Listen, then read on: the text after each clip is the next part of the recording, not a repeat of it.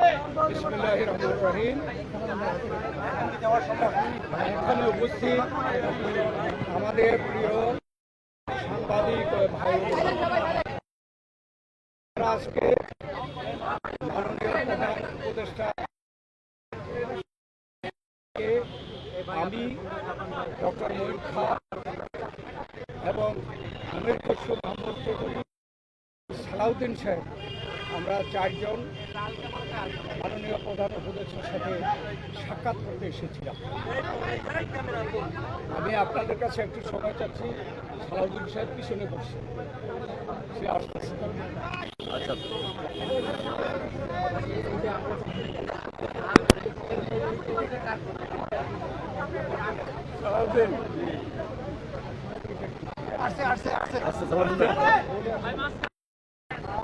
ধন্যবাদ আপনাদেরকে আমাদের জন্য অপেক্ষা করার জন্য।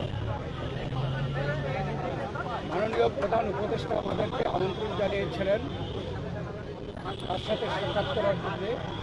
আমরা ইতিমধ্যে নাম ঘোষণা করেছি, তবে আমাদেরকে আলোচনার বিষয়বস্তু আগে জানানো হয়নি। বর্তমান রাজনৈতিক প্রেক্ষাপটে আমরা করতে পেরেছিলাম, তার উপরে ভিত্তি করে আমরা একটা লিখিত বক্তব্য নিয়ে এসেছি এবং সেই লিখিত বক্তব্যটি আমরা মাননীয় প্রধান উপদেষ্টার সমীপে পেশ করেছি এবং সেই ভিত্তিতে আমরা আলোচনা করেছি। তার একটি সারাংশ আমি আপনাদের সামনে তুলে ধরতে চাই। বাংলাদেশে গণতন্ত্র উত্তরণের লক্ষ্যে বিএনপি প্রথম থেকে একটি সুস্পষ্ট জাতীয় নির্বাচনী রোডম্যাপ করে আসছে। আপনারা জানেন যে আমরা এটা প্রকাশ্যভাবে দাবি করে আসছি। সুষ্ঠু, নিরপেক্ষ ও অবাধ নির্বাচন অনুষ্ঠানের উদ্দেশ্যে সরকারের নিরপেক্ষতা বজায় রাখার স্বার্থে বিতর্কিত উপদেষ্টাদের বাদ দিয়ে উপদেষ্টা পরিষদ পুনর্গঠনের জন্য আমরা দাবি জানিয়েছি। বিএনপির নেতা কর্মী ব্যক্তিগতভাবে রাজনৈতিকভাবে পারিবারিকভাবে সবচেয়ে বেশি ক্ষতিগ্রস্ত হয়েছে আওয়ামী লীগের আমলে এবং সেই জন্য আওয়ামী লীগের বিচার সবচাইতে বেশি দাবি করে এই বিচার প্রক্রিয়া কোনোভাবে অসম্পূর্ণ থাকলে বিএনপি সরকারের দায়িত্বে যখন যাবে তখন বিচারের আওতায় এনে তা বিচার বিভাগের মাধ্যমে, স্বাধীন বিচার বিভাগের মাধ্যমে পরিপূর্ণভাবে সম্পন্ন করা হবে। নির্বাচন সংশ্লিষ্ট সংস্কার কার্যক্রম অবিলম্বে সম্পন্ন করে ডিসেম্বরের মধ্যে জাতীয় সংসদ নির্বাচন অনুষ্ঠানের জন্য দ্রুত একটি রোডম্যাপ প্রদানের দাবি আমরা জানিয়েছি। বাংলাদেশের মানুষ বিশ্বাস করে যে অন্তর্বর্তীকালীন সরকারের দায়িত্ব হচ্ছে একটি সুষ্ঠু নিরপেক্ষ নির্বাচনের মাধ্যমে বাংলাদেশকে গণতন্ত্রে উত্তরণের প্রক্রিয়া দ্রুত সম্পন্ন করা হবে। যে কোনো উছিলায় নির্বাচন যত বিলম্ব করা হবে, আমরা মনে করি জাতির কাছে আবার স্বৈরাচার পুনরায় ফিরে আসার ক্ষেত্র প্রস্তুত হবে। এর দায় দায়িত্ব বর্তমান সরকার ও তাদের সাথে সংশ্লিষ্টদের উপরে বর্তাবে। বিএনপি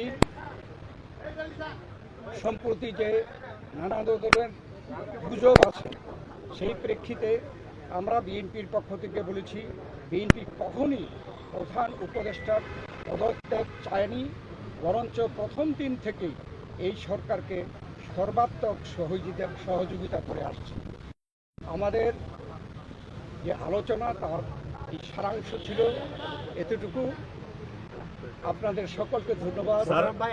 আপনারা সরকারের তরফ থেকে কোনো সুনির্দিষ্ট রোডম্যাপের আশ্বাস পেয়েছেন কিনা? আপনারা যে দাবি জানিয়েছেন, ওনারা কি বলেছেন সেটা পরে। আমাদের যে আলোচনার মধ্যে আসছে সংস্কার, বিচার এবং নির্বাচন মূল।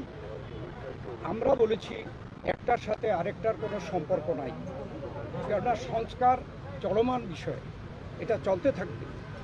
আমরা আশা করেছি এই সরকার সকলের সাথে ঐক্যমতের ভিত্তিতে একটা সংস্কার প্রস্তাব দেবে, সেটা চলমান থাকবে।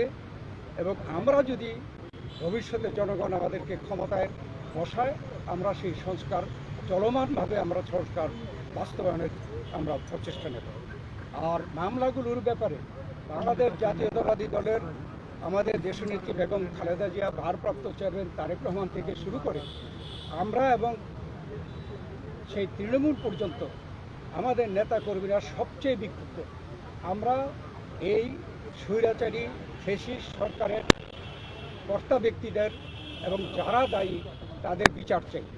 অতএব আমরা তো বিচারের পক্ষে, তবে বিচার ব্যবস্থা যে স্বাধীন চাই, আমরা স্বাধীন বিচার ব্যবস্থা এই বিচার সম্পন্ন করবে। এটাও কোনো দিন তারিখ ঠিক করে দেওয়া সম্ভব না, বিচারের আওতায় আনা হবে। এবং আমরা বলেছি যে যেগুলো সম্পন্ন না হবে সেগুলো যদি বিএনপি ক্ষমতায় যায় তাহলে বিচারের আওতায় এনে স্বাধীন বিচার ব্যবস্থার মাধ্যমে এই বিচার সম্পন্ন করা হবে। স্যার, তার মানে কি আপনারা আজকেও কোনো আশ্বাস পান নাই সুনির্দিষ্ট রোড ম্যাপে? না, এটা স্পেসিফিক কোন রকমের এরকম কথা হয় নাই, উনি স্পেসিফিক জানান নাই। আমরা আমাদের দাবি হয়তো বা ওনারা ওনার প্রেসের মাধ্যমে জানাবেন। আজকের আলোচনা আপনারা সন্তুষ্ট কিনা? এখনো প্রতিক্রিয়া জানানোর দরকার নেই, ওনারা প্রেস সেকশন কি বলে আপনাদের তারপরে আমরা প্রতিক্রিয়া যতটুকু হয়েছে আপনারা এতে কথা বলতে পারি। আমি একটু বলি, এখানে আমি একটু বলি, মূলত সংস্কার এবং বিচার, নির্বাচন, এই তিনটার উপর আলোচনা হয়েছে এবং সংস্কারের ব্যাপারে আমরা এটা পরিষ্কার এবং ওনারা একমত হয়েছে সংস্কার যেখানে ঐক্যমতের ভিত্তিতে হওয়ার কথা তার ভিত্তিতে সংস্কার কাজ সম্পন্ন হবে এবং সেই কাজ অতি সহসা সম্পন্ন করা সম্ভব। এখানে কোনো দ্বিমত পোষণ করেন না। বিচার ব্যবস্থা বিচার বিভাগ করবে এবং বিচারের আওতায় আনার ব্যাপারে যে আলোচনা হয়েছে এখানে ওনাদের কোনো দ্বিমত নাই। সুতরাং ডিসেম্বরের আগেও নির্বাচন করা সম্ভব, এই আলোচনা হয়েছে এখানে। কিছু উপদেষ্টার পদত্যাগের ব্যাপারে আপনারা দাবি জানিয়েছিলেন। পদত্যাগের ব্যাপারে আমরা লিখিত বক্তব্যে জানিয়েছি, আগেও জানিয়েছি। নিরাপত্তা উপদেষ্টা এবং আর দুইজন ছাত্র উপদেষ্টা যাদের কারণে এই সরকারের নিরপেক্ষতা ক্ষুণ্ণ হচ্ছে তাদেরকে বাদ দেওয়ার জন্য আমরা আজকেও লিখিত বক্তব্য আমরা দিয়েছি। ওনারা কোনো আশ্বাস বা কিছু দিয়েছে? সেই আশ্বাস ওনারা দেখবেন, আমরা আমাদের বক্তব্য দিয়েছি। Thank you, thank you, thank you. যে তিনটি বিষয় নিয়ে আমরা কথা বলেছি আপনারা শুনেছেন, সংস্কার, বিচার এবং নির্বাচন। আমরা স্পষ্ট ভাষায় বলেছি যে আর মিউচুয়ালি এক্সক্লুসিভ, একটার সঙ্গে আরেকটার কোনো সম্পর্ক নেই। এবং যদি দ্রুত নির্বাচন দেওয়া হয়, আমরা স্পষ্ট ভাষায় বলেছি আজকে বাংলাদেশে যে নৈরাজ্য হচ্ছে, যে আইন শৃঙ্খলা পরিস্থিতির অবনতি হচ্ছে, এক অ্যানাউন্সমেন্টের ফলশ্রুতিতে বাংলাদেশের শান্তি, শৃঙ্খলা এবং গণতন্ত্র ফিরে আসে। থ্যাংক ইউ, ধন্যবাদ সবাইকে। Thank you, thank you.